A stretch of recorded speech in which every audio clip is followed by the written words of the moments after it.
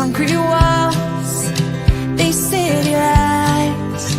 What I'm about to say, it won't make no sense, but I gotta get it off my chest.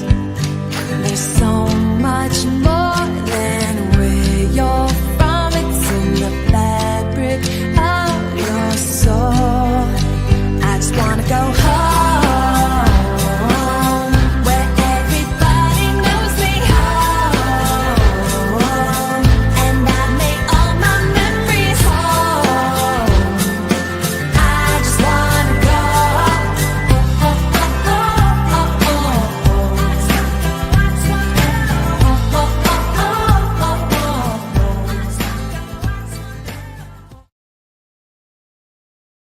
Hey everybody, come on into the Cajun cooking experience. This is Spuddy here. We got another good one lined up tonight. Tonight we're gonna cook a little fish Coo-Bee-Yon, or a fish court bouillon. However you want to say it, it's gonna come out. It's not gonna be the same. We're gonna talk about the differences of the kind of Coo-Bee-Yons that they make. Okay. This one tonight we're gonna do a big catfish. I'll show you one because I only use one. This is one. This is basically what we're using right here. This is one, my brother. He's the fisherman of the family. He's the one that catches all the fish. I can't stand to sit in the boat and just do nothing. But he caught some big catfish. He gave them to me. So that is what we use. That is what's going to be in the pot, along with some farm-raised catfish. That's going to be in here. I'm going to use some of those to fall apart in the pot. Just kind of make like some loose catfish floating around. And it's going to give it a little... So give it a little crab meat taste, which is going to be good. So this is going to be a good one. Coo-Bee-Yon used to be real popular. Oh, Kevin. Yeah, well, Jim used to make that. Man, that was popular. I'm getting ready to say, from the 1700s all the way to about the 70s. You see the newspapers do this, and you see a lot of people, a lot of articles being written on it. After the 70s, you see it going down. You get into the 2000s, about after 2005, you see it flatline. Like nobody's writing about it, very few articles about it. So it's not as popular as it used to be, and you don't hear people talking about it. What you said, Bobby, you don't hear people talking about it. It used to be a big thing. I remember when I was young, redfish Coo-Bee-Yon. Oh, we're going to have a redfish Coo-Bee-Yon. Oh, and everybody has different ways of making it. But what you would do, you would make this with a big fish. One of the popular fish to make this with was a redfish. Why? What else do you do with a redfish?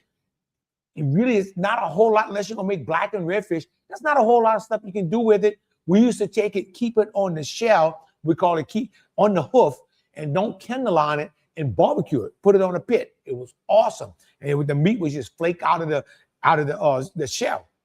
But tonight we're going to make this Coo-Bee-Yon. And we're going to talk about different ways that this was made in the past. You have the French way, and then you have the Cajun way.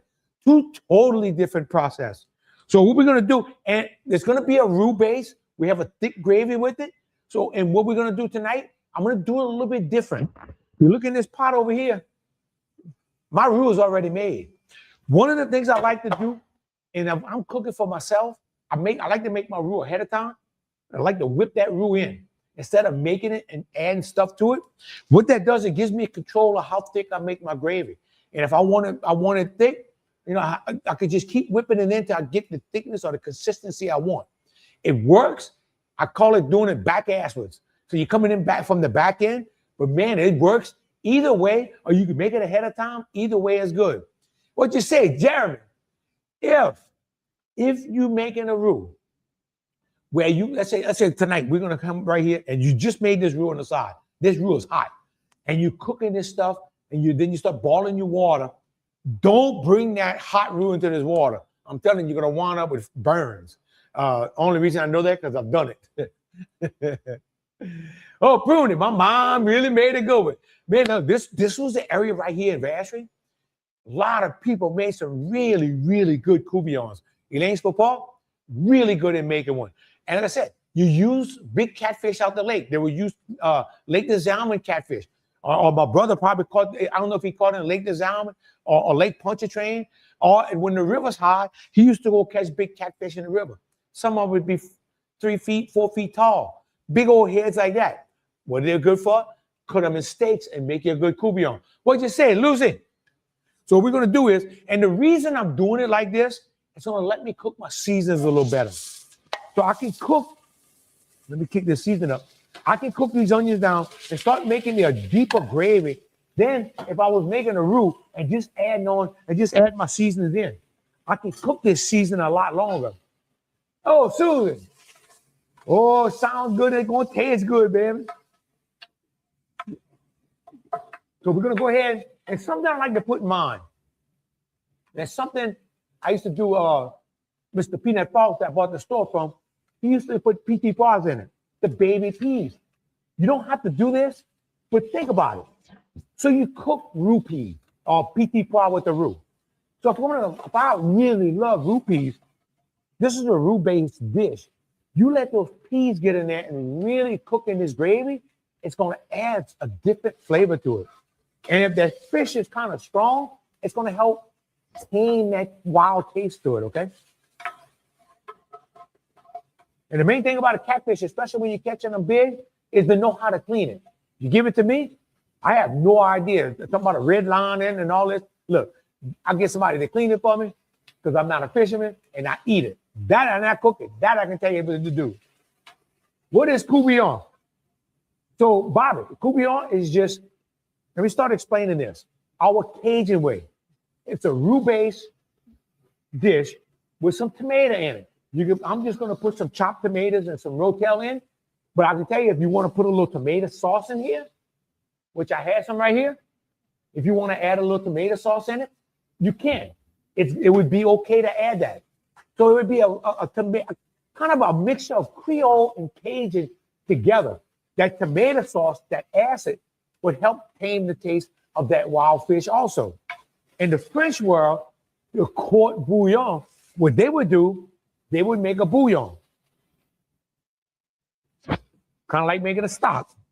And to make a bouillon, what I did, I went ahead and I took some bay leaf, some carrots, onions, bell peppers, all my ends of my seasoning that I cut off, I actually put in this pot.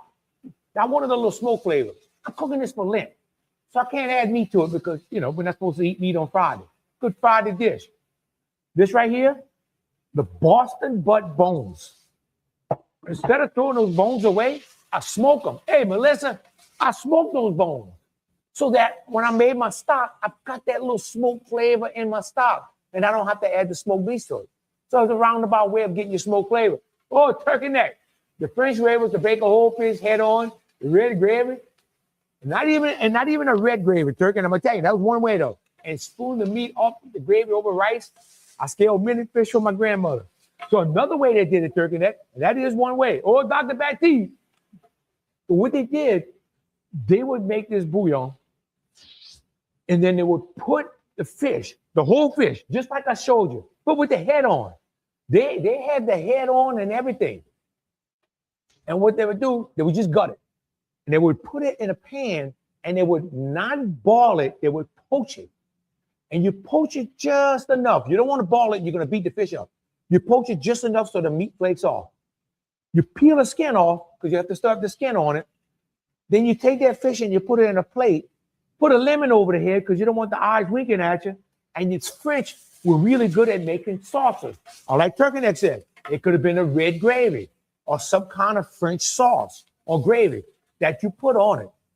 I'm thinking it was good, but I'd rather my way. I'd rather doing it this way. Hey, Sharon, sounds so good. Perryville friends watching. You make magic. Oh, thank you, man. We have never made this before, but have tasted friends' Italian version. We are watching. Man, this is a good dish to cook, and it's not hard, and it's just good. A lot of people, when I said we don't hear about it no more. A lot of people just say, you can say Coo-Bee-Yon and go, I don't want to do it. So, Bob, I hope I explained that well enough to you. All right. I'm going to keep on cooking these onions down. I'm going to go ahead and bring my celery in. I'm bringing all my vegetables in that just take a long time to cook. Oh, Rod, you can't sit still long enough to catch the fish? Me? Hell no. Man, anybody knows me, I don't keep still too much. You know, when they tell people you gotta get 8 to 10,000 steps a day. I gotta hold back. It's just in my DNA. It's just the way I am. I always find stuff to do. I tried going fishing a couple of times. I'd rather take a whipping. That way I'm moving around. Well, Jeff, what's happening? You're not Cajun if you don't like it. Tell him, Dr. Baptiste. Good to see you, Sammy. So I'm just go ahead and there's bouillon. I'm just go ahead and just or stop. I'll just keep adding it in. Okay. Jeremy, beer helps you. Well, the only thing about drinking beer in the boat, you gotta pee a lot. But that's what they make the side of the boat for. All right, and get this cooking down. So, hey, Vicky. So doing it this way is helping me layer some flavors in here before I start bringing in my roux. It's just a different way of doing it. I've done a couple dishes this way. I've even done gumbos this way. But watch this. I've done gumbos this way, the way I'm doing it, and my gumbo has a heartier flavor to it. Okay, and I call this adding this stock in. Let me tell you what I call that. When I do my Cajun cooking classes, I tell people this right here is your loving. That's love. When you make your own stock, that's made with love. And every time you add it, you're adding some love to the pot. That's what you got to remember. But listen, ask Eddie to get you some fish. You can cook it while he visits you. Now, I'm going to let him cook it while we visit it. Something Alberta here. Your food looks good. Who painted that big picture behind you? The big picture behind me is painted by a lady by the name of Cat Prince. She painted all my artwork in here. Really good person. And I would just tell her, like, I want this, and that. She'd come up with a picture, and I go, awesome. Hey, Katie, what's happening? So, Lorena, it's good to have you here from Southern Alberta. Okay. And I know, catfish, yes, Ricky, catfish. I'm doing catfish tonight. I've got some pond-raised catfish. I also have some wild-raised catfish. Hey, Lori. Okay. I'm just keep this cooking down. And when I do, hey, Don. So when I go, I'm like, if you anybody been on my Facebook page, they've been seeing some pictures from Destrehan Plantation. Cajun cooking experience with big groups. We're doing a group of 80 this Friday. And I always get 3 people to come up and cook. And this is one of the things I teach them, how to layer those flavors to get the most nutrition and the most flavor out of everything you're going to put in this pot. Because I can take the shortcut and just throw the seasoning in and let it boil. Now, man, that's pretty boring. One lady said, man, I done had to work out, almost hurting. She was sweating. Bertus, my uncle used to make Coo-Bee-Yon at the old B&B in reserve. Yes, indeed. With the meat off the used catfish. Yep, like 5 foot long. They caught it in Lake Ballpark. I remember them nailing the lip to the pecan tree to Skinner. Yep. That was really, really common back then. You got it. And those big catfish, and then the best part about it, so a lot of times you'd be cooking this at the camp. You know, and everybody knows it's always better at the camp. Might have something to do with the alcohol being, the people drinking at the camp. Might have something a little bit to do with that. And also, when I put these onions in, the whites of my shallots are also in here. Sharon, what's the difference between pond-raised catfish and wild? Taste, cooking time, tenderness, all of them. It's going to be more tender because the wild, and it's going to be, the wild catfish, it's going to be healthier for you because, that wild catfish has to fight for everything it lives on. Whereas the pond-raised catfish, they're feeding them grains and they pretty much just swim around and eat when they get fed. It's today, most people, especially if you go in a restaurant and all, you're eating pond-raised catfish. Why? Because it's regulated. They bring the catfish in, and it's where you catch most of the catfish. The wild catfish, you do have some wild on the market, but I don't know where you can get it. I know Tommy Bro has a processing plant. Like people come in, bring their catfish to him, and he has a processing plant where he cleans them, fillets them, packs them up and sells them to retail operations. So he's a wholesaler. So if I had my choice, I'm going to get the wild caught all the time, every time. Because number one, you never know what's in a pond. I'm going to tell you right now, most of the time, you're going to have some good catfish. Areas like Alabama, Mississippi, you're going to have some good catfish coming out of those areas. And people do a good job. So the pond-raised catfish is going to have a milder taste, yeah. Oh, Hollywood. It was just the meat off the bread. Dr. Baptiste, it seems like only the old folks understand Cajun tradition and deep-rooted heritage. Well, that's what I'm doing today, just trying to pass that on because we lived it, Dr. Baptiste. We were actually part of it. We lived it, and I mean, every day of our lives. And it wasn't just the Cajun tradition. We had so many different cultures of people that were cooking. Where I grew up in St. Rose, we had Italian, we had African, we had German, French. We had all these. Then when I came out the Bachelor, you had more of the Cajun cooking with all those cultures. That's what makes our food so unique. All these cultures coming together, bringing these cultural dishes in one pot. Oh, Vicky, what's happening? My cuz. How important is tomatoes in Coo-Bee-Yon? I guess you can make it without the tomatoes, but if I like it with the tomatoes, it gives it it gives your gravy a better taste. Okay, to me. But if you cook it without the tomatoes, then you're just gonna have a stew. You're gonna have a fish stew. So this is gonna give it a different flavor. I like it. I'd rather with, because if I make a stew, if I'm gonna make a fish stew, I'm gonna add fish and shrimp, or fish and crab, or stuff like that.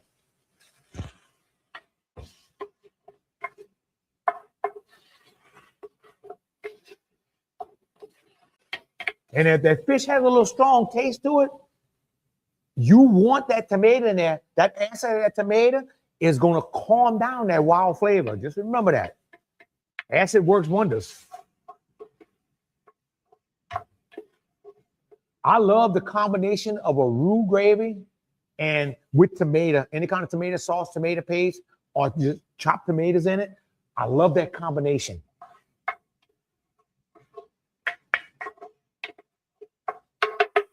And then this would give you a mixture of the Cajun and Creole. All right. So the Coo-Bee-Yon, I keep wanting to call it Court Bouillon, but the Coo-Bee-Yon, it's basically a flavor enhancer. This would be a flavor enhancer because of the broth that you're making for the Coo-Bee-Yon with all these vegetables that you're making it with. It's going to be a flavor enhancer to just. So this very similar to the way I actually boil my crawfish. The only thing I didn't have any lemons. If I had lemons, I would have boiled lemon to get some of these lemon oils in here. When I boil crawfish, all these things I just put in here to make this stop, I do the same thing. Man, then I'll add some oranges, some lemons. I squeeze those lemons, get all the moles out that lemon, and it adds a different flavor, just a layer of flavor to your crawfish. And then it's not all about the pepper and the salt, but you have intense flavors of all these vegetables coming in. Well, Patricia, what's up, baby? My daddy always made the dish when he caught those big catfish in the spillway. Yep. This was what I'm saying. In the 50s, 60s, 70s. This was very popular. Patricia's dad was my uncle. He would have been and also Vicky.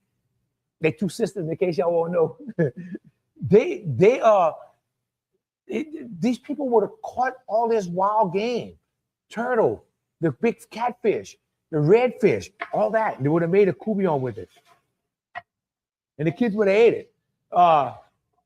Let's see, Tony. Last one I did, I used the goujon and the shrimp. There you go. Good trash fish.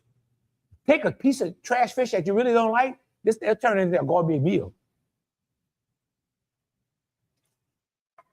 And some people that don't like fish would like this dish. How do you make your dry roux? I'll show you that in a minute. So if I wanted to make a dry roux, I would just take some flour, I'd put it on like some parchment paper in the pan, and I'd put it in the oven, 350. And about every 15 minutes, I'm gonna stir it around.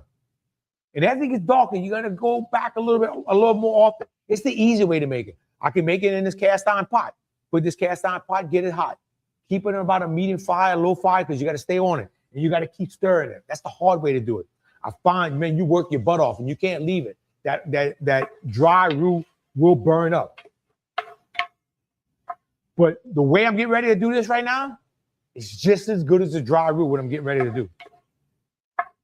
And y'all seen me do this before. Okay.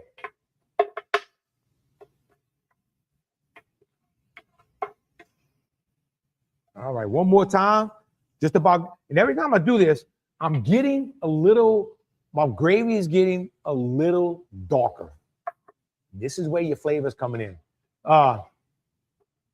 So the Coo-Bee-Yon or the Court Bouillon, that name means short broth. And it was called short broth because, you know, it took going from 10 minutes to an hour to make this broth. It wasn't a long process of making this broth. But some of the time, these people would, you take like you take people that take bones, beef bones, and they're gonna make up a beef broth. They'll put that on a little simmer and keep that on simmer all night long. This was something that was done quick. Okay, that's my flour. There you go. So what I'm gonna do, I'm gonna take this flour. I see a lot of people back in the old days would cook things like this because they could stretch a fish and feed a family, and as they called it, long gravies. That's right, long gravies. I remember that. So this was, and Roy, you're right. This was a way to take that little bit meat, stretch it out. That was the reason for a stew. You take a little bit meat because you didn't have it. You didn't have the money. You just broke, and you stretch that gravy out so everybody can get a little taste. What'd you say, Brian? All right. Now we're gonna take this. This is another way. This is kind of doing the same thing as a dry roux does, Dr. Blackteeth. I'm gonna take this flour and put it down here. I'm gonna cook this down. This will give me a start on browning my gravy, okay? This is gonna give me my start. And then as I put my liquid, I can come back and add the roux and thicken it up. I've been doing this a lot, especially like when I cook a gumbo and stuff, and it's really been working. You don't have to do it this way. I could have started with a roux and just make a good wet roux like I always do. I've been liking this way. All right. And I'm gonna switch down to the bottom of the pot real quick. And you see that flour, how it's starting to stick to the bottom of the pot? There's your dry roux.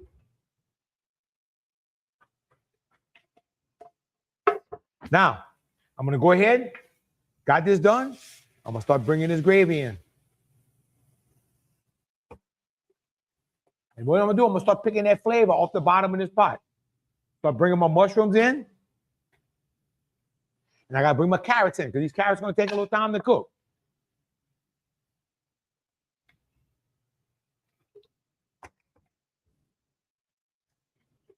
And you'll see, I'm gonna bring it back to the bottom of the pot again. You see that gravy starting to thicken already. See how it's getting thick? So I'm pulling all this flavor off the bottom of this pot. Oh, yeah. And if you see down to the bottom, see the bottom of this pot's getting clean. I'm picking all that gravy up. That flour that's stuck to the bottom of this pot is starting to come up, and I've got a really, really nice gravy right now in here. I'm gonna add a little bit more bouillon. Also stop. Okay, here we go. Let's get back to me. All right, I want to get this back to a boil. I'm gonna go ahead and bring my garlic in. And I want to get my peas in. Because I want to give them peas time to cook. Like I said, those peas are optional. And then what Mr. Peanut used to do, well, after he put that in the pan, he cooked this a while, he put it in the pan, he finished baking it in the oven. I've never done it this way. I just cook mine on the stove. Okay, give you an idea what it looks like once you put the peas in. There you go. Got my carrots in, my peas in. A lot of flavor in this pot. I've cooked the onions down. I've got all the sugars out these onions. So I've really brought a lot of flavor into here. And the brown onions, you know, brown onions bring you a lot of sweetness. Gonna bring you a lot of sweetness in your gravy. And I love them brown onions on anything. All right, now, what I'm gonna do, I'm gonna grab a few pieces of this. This is that pond-raised catfish, okay? And I'm just gonna grab a few pieces so that it can break up in the pot. I just want that to cook. This will break up better than the wild catfish. Is tougher, so it's gonna take a little longer to break that up. This one here is gonna fall apart in this pot. And I do that a lot. What it does, it gives it, not only breaks this fish up, it kind of gives it a little crab meat taste. Like somebody told me, you put a lot of crab in that stew. I said, oh yeah, I did. And have a piece of crab. Melissa, Peanut's way is what I do. Put it in the oven low and slow. There you go. You see, Melissa does that. So it might be, so Peanut with some backvashers. So Melissa, that may be a backvasher way of doing it. Okay? Sacrificial fish. Sacrificial fish. There you go, Darren. Now you got it. See, Darren, he's on top of the game. All right, now, start bringing my stock in. And we want to get this back to a boil. Then I'm going to start bringing my roux in. The fish doesn't break in the oven. Okay, I heard that. So you put it in the oven, and that was the reason for doing it, so the fish wouldn't break up. So these fish here, this is going to be my catfish I'm going to put in. When I put those in, I'm not going to, once I put that in, they're not going to cook long because that's on the bone. Once they're tender, they're done. If you cook too long, they will fall apart. You know, that was a false. That's right, Melissa. And a good cook. All right. Better make sure I still have fire under that pot. So I want to get this little gravy going.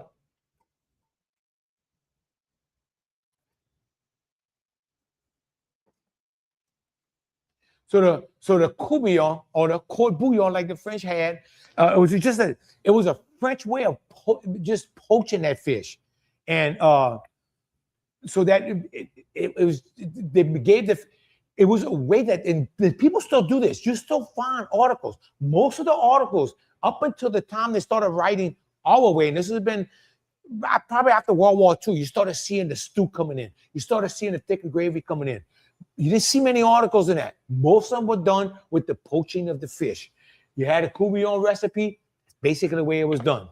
Even in Louisiana, the articles were written that way. Of course, they wasn't writing the articles in the countries, like in the areas like Vassar or the small towns that would have been cooking it this way. Oh, Brandon, always got to get the gravy. You got it, brother. All right, get this down. And what I'm doing right now, I'm just trying to make sure I get all this stuff off the bottom of the pot. That's it. Now I'm going to bring my tomato in.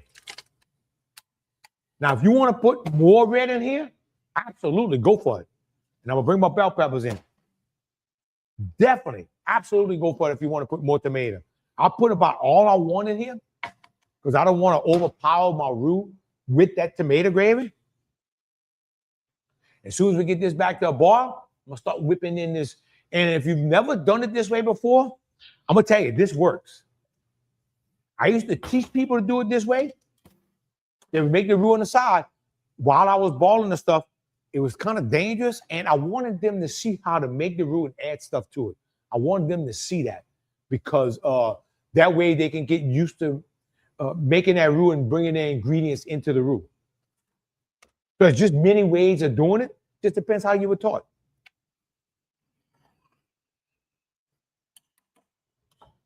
Now, it shouldn't take long because this stuff here, this gravy with this stock, I had it boiling before we went on the show.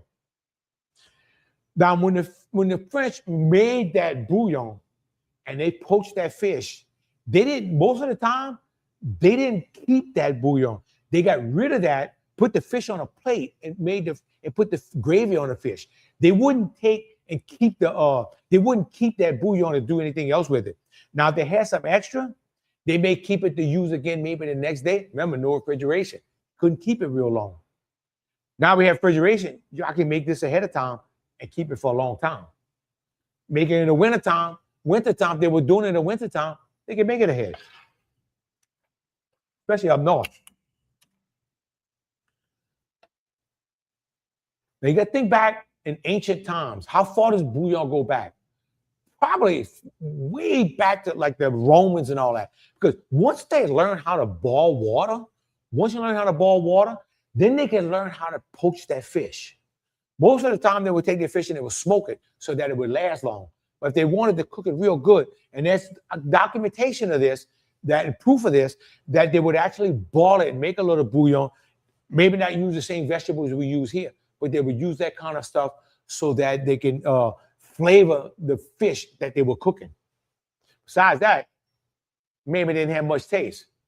Can you put boiled eggs in it? Absolutely. You can put boiled eggs in it if you want, or at the end if you want to put some poached eggs. Either one. If that's what you want to do, that'll definitely work in here. And boiled eggs will do a good job in here. Got to make sure I still have fire because my bottle is getting low.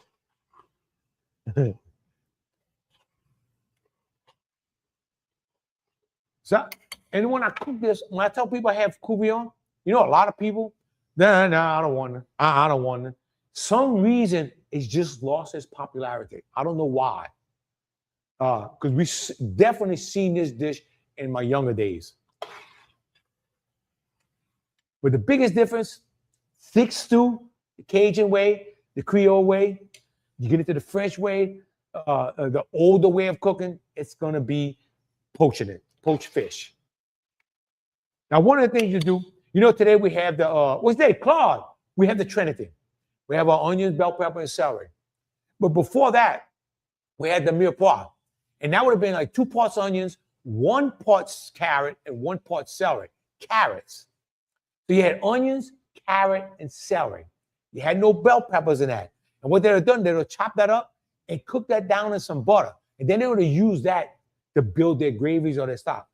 But today we have the Holy Trinity, the onions, bell pepper, and celery. Oh, burgers. I like poaching the eggs in the gravy.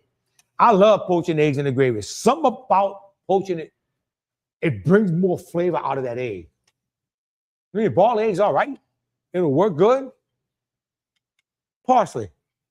Somewhere around here, I do have my parsley. I think I'll put that parsley in that back box. And bring me a hot sauce. That's shallots. Melissa, I promise I cut parsley today. I don't know what the hell I did with it. So this same dish right here, you know, alligator, redfish, turtle, catfish, all these things do well in a Coo-Bee-Yon.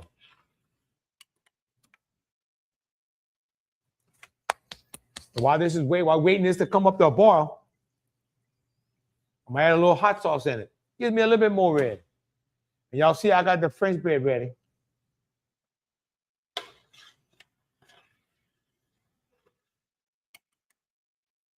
All right. Now, last week, when I wasn't here, besides doing tours for the cruise line, getting ready for our event at Destrehan Plantation. Man, let me tell you, when you get these people over here from all over the United States and they come here and see our way of cooking, it really excites them. They know we have something special that they can't get anywhere except in Louisiana. We have the special meats. Look out here, just in our river parishes. We have a special andouille. Everywhere else, the andouille is just sausage with some stuff in it, mostly pepper, some liquid smoke, and maybe some smoked paprika. That's it. A bad sausage. They just put a few things in it, maybe some herbs and stuff. Terrible. Over here, of course, we have the chopped pork to make it.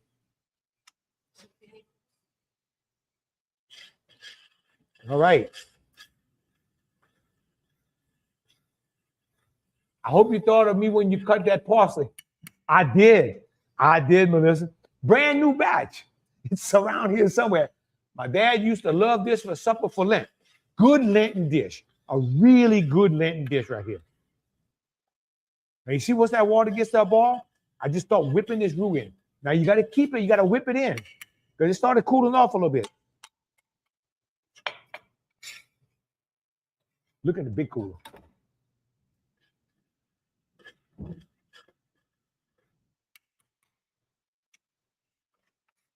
And I made the roux with a half a pound of lard. Okay, gonna kind of figure out about how much I use. And you have to let it boil to get the starches and the enzymes to cook out of this flour. Now, just remember that. And you have to let it boil to see how thick this gravy is going to be. I'm going to use the rest of this flour because the gravy gets too thick. I can just add some more stock. Let's see, it's junk. I still need to get some undoing from you. They got a lot of, Jeremy, they got a lot of junk out there. When people come here to do my Cajun cooking experience, one of the things I give them is a sheet that has the rest of my ingredients of my sausage and undoing. Salt and pepper. Little bit pink salt or the nitrite. We have to put that in so you don't get botulism. Everybody else, that's 3 ingredients. There's no other sausage in the market that only has 3 ingredients. And this is why if you have a local butcher or somebody local that's making it and they're making it clean, man, support them. I'm telling you. Because that is truly a dying art. Okay. And we don't put any binders and fillers. That's the main thing you're seeing today. And those binders and fillers coming in makes them a lot of money because it sucks up water. If you're sucking up water, you can smoke it and not lose a lot of weight. I lose 25 pounds weight on my stuff. Okay, now our gravy is starting to thicken up. Here we go, Melissa. I had packed it away for Destrehan already. Okay, now we have to let this boil and let this gravy start thickening. Let me drop down to the bottom of the pot. You see, we've got this gravy really thickening up now.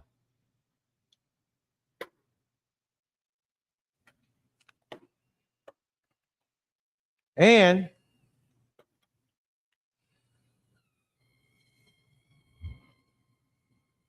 I'm going to go ahead and add a little bit more red to it.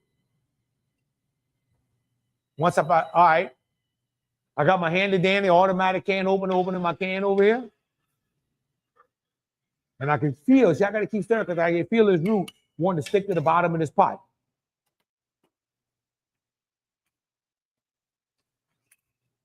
I'm going to bring in a little bit more red. What's up, Crook? Oh, Kim. Coo-Bee-Yon, brother. You know it. Now I'm going to start seasoning this gravy. A little touch of salt. A little touch of red pepper. How spicy is it going to be? How spicy do you want it? A little black pepper? And y'all know, since you got a little tomato base in here, you can sweeten up this gravy. Because we have to give the sugarcane farmers a little loving. So let's put a little sugar in there, some little sugar love. Because we got to show our people some loving. Oh, man.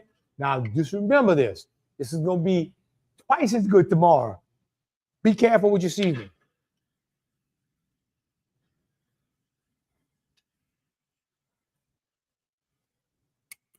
At one time, they would have served this in different restaurants.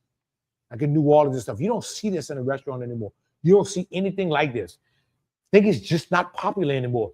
Waiting for the French bread to take a swim in that pot. Randy, it's coming.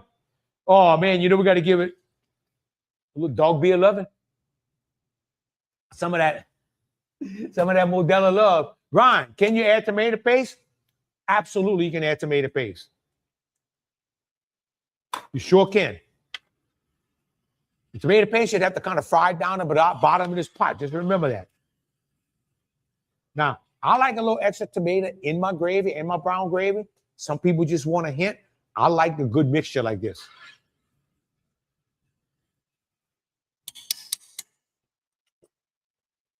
Now, it still has to cook some more. Can you add it? Oh, okay. All right. Tasting for seasoning. I know my gravy's not ready yet. I'm still going to have that little gritty taste. I'm still going to have that little root taste in it. Oh. Y'all got to look at the bottom of this pot. Oh. Look at this blue blooping gravy here. What? Got that good little bloop going? Oh, yeah. I'm going to make a song. Where you got to do the bloop bloop. Ooh. This thing ain't finished yet. This thing is right. Mm. Holy cow. I'm gonna tell you one of the things that make this gravy, them peas in it. If you've never done it with those PT pois, do yourself a favor and try it.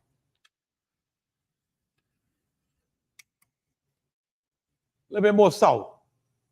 Y'all, if I added about a teaspoon of salt, I'm just pinching. All I added about a teaspoon. A little bit more black pepper. And probably between the red and the black, probably half a teaspoon total. Boy, Jeremy, I wish you was here to try, brother. This is some good stuff. I'm gonna bring in a little shallots now. That little shallot tops. Put that little sweetness in there. What is the point of frying tomato paste? I heard that you need to. It's gonna do a better job if you fry it down. I think it's maybe just to break it up and tame it down a little bit. Remember, tomato paste, it's been cooked long. It's got a real hard bite to it. So you gotta watch how much tomato paste you're gonna put in it, but it's also gonna help thicken your gravy. You have to remember that. It's gonna help thicken your gravy. But I've always, and that's the way I was taught, that you had to fry that tomato paste down.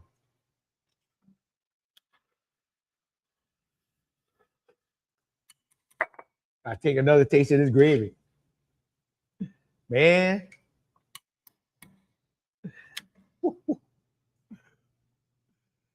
Oh, so used to being broke. Oh, God. Oh, hell yeah.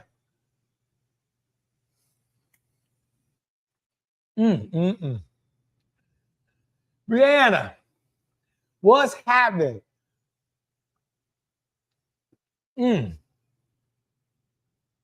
Oh, man. There's no hint of tomato in it. The flavor of these peas are getting. Brianna, we're making a little Coo-Bee-Yon. Sheila, fry the paste until the oils come out. Thank you, Sheila. I was always taught to do it, and I was taught that you had to do it, and I did. Oh, Don. Okay, now, before I bring the fish in, y'all know we got to take a dive in this pot. You sure did, Brianna. Let's see, everybody, my name is Noah Johnson, the grandson of Steve Gilly. All right. I just saw this on my record. I don't know if you remember me, but you cook for us. Yeah, I remember. I may not remember you. I mean, if I see your picture, I know I remember. So I said Glendale Plantation, and I cook for their family reunion every year. One year I was able to do it on site, had a blast. Good bunch of people, absolutely. But the Glendale Plantation, where I'm at Destrehan, the mule born that we actually do our show in comes off of Glendale Plantation, and it was their actual mule born. All right, Don. Oh, Alan, what's up? Hold on, y'all.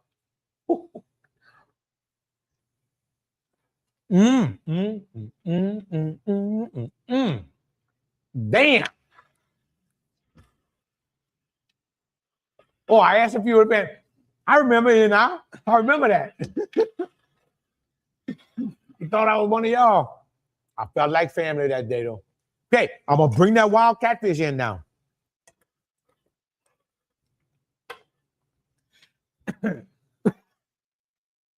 What's that, Mike? So this is going to be the pond raised. And I don't mind when I put the pond raised in if it breaks up a little bit, because I'm going to concentrate more on this wild raised. Talking with French bread in your hands makes it. Well, you got that right.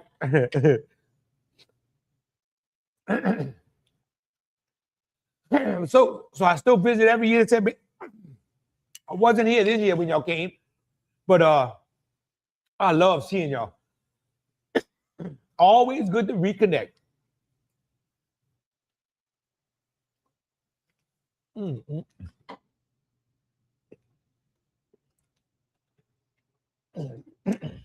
Well, I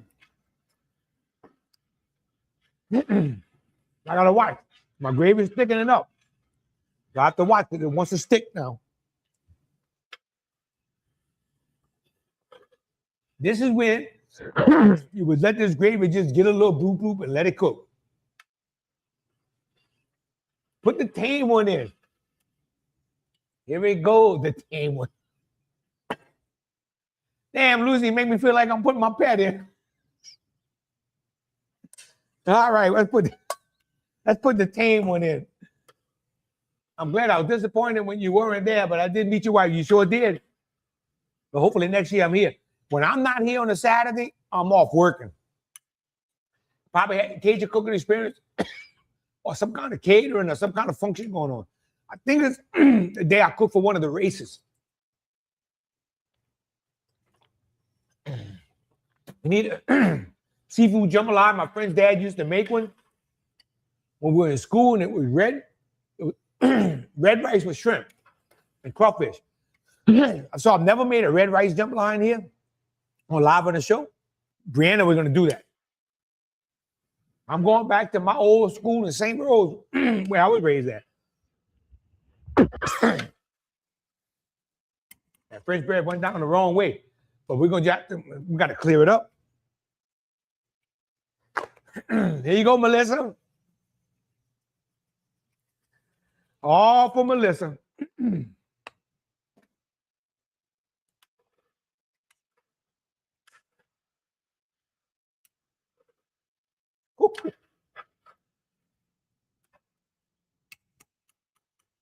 Now I want to see.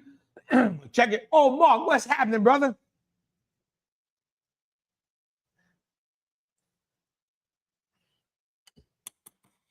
Another one of my old St. Rose buddies. Mark grew up in the ranch. That would be born on ranch. Let's see.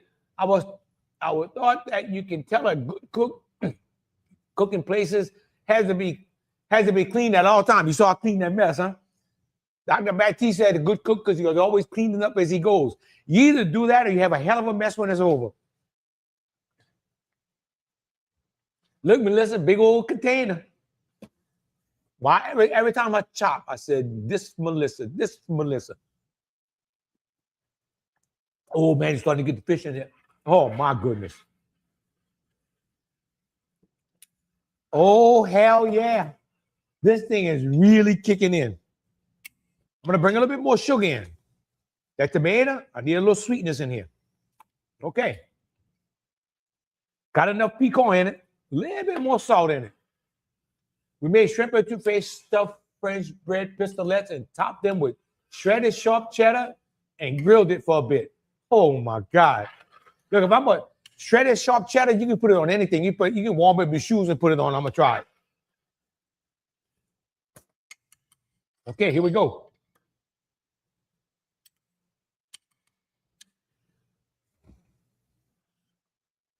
The blue bloop and the steam is it's mesmerizing.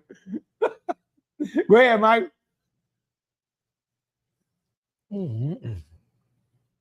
I take a peek at the bottom of that pot. Y'all, look at this. You see the big piece of catfish? And it's starting. Give me a fork. We're going to see if it's starting to come off the bone. What's up, Dino? Okay, there's the big pieces of catfish. There's the wild one. You see, it's still a little tough. I told you, it's going to take a little time to cook this. All right, Lucy, this is the tame catfish. It's starting to get tender already. Feel like I should put a collar on and take it for a damn walk.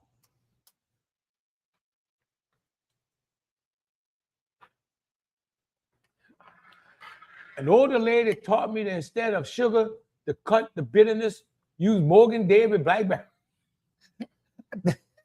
Meredith, I think she was telling you that because that's what she was drinking while she was making this thing.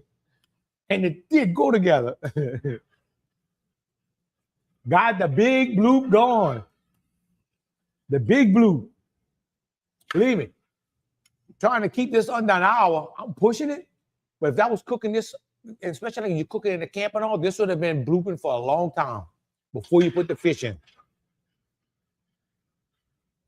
And because I'm pushing, I got to watch because it'll get a little stick at the bottom. If I had that little bloop bloop, that baby bloop going, the baby bloop, I wouldn't have to worry about it as much. Oh, Alan, Miss driving to your restaurant from the reserve, the best white bean and fresh sausage. There you go, brother. I did get a lot of compliments on the white bean and fresh sausage. The jambalaya, white bean and fresh sausage.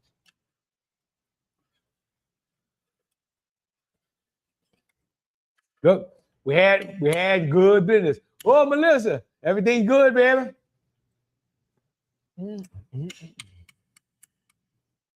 Lord.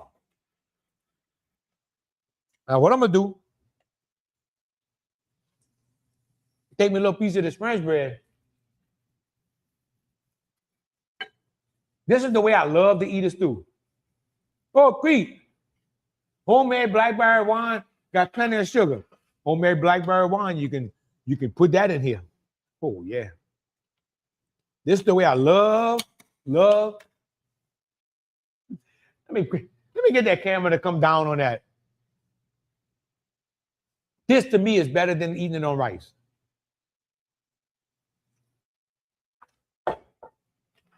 I gotta let that cool off before I try it. Okay. Now, on the rice.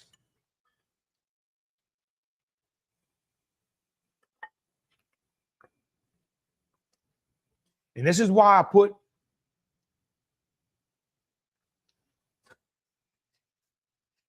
some of the tame catfish in there.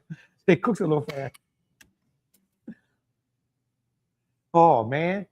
And something we got to do in our Cajun world. Put a little hot sauce. Let's see how we taste it with this rice.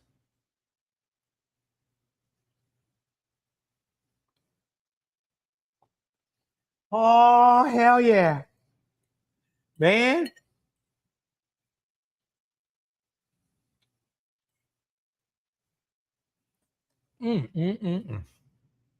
Oh, Lord, this is good.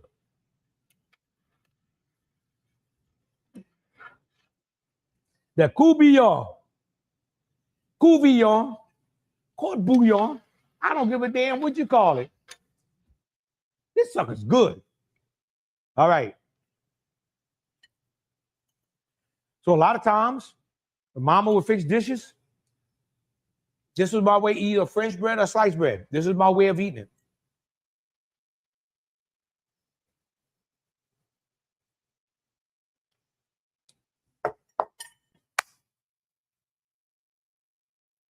Y'all,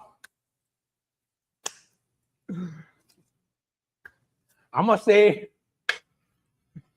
like Marvin Gaye.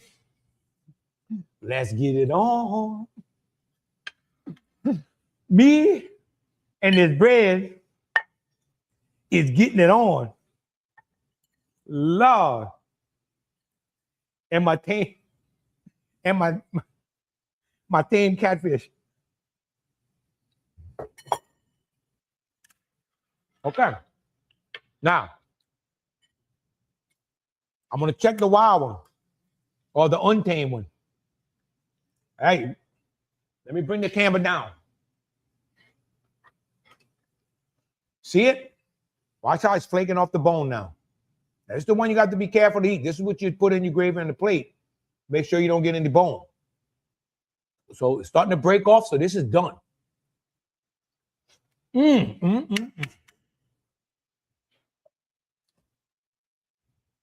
Definitely a different taste from the wild caught and from the tame catfish. Definitely a different taste. Love the old photos in the restaurant. Thank you, Alan. The history, vastly of the past. Well, St. James Parish of the past, really. Okay. Now, that's it. Turn it off. Nice little dish of Coo-Bee-Yon. This will be a lot better tomorrow. It's going to be a hell of a lot better tomorrow. So, got one more piece of French bread. All the gravy sucked up in it.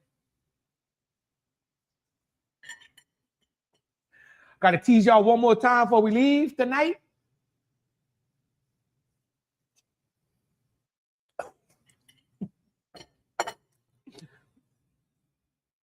Damn that right, y'all. No, that's it.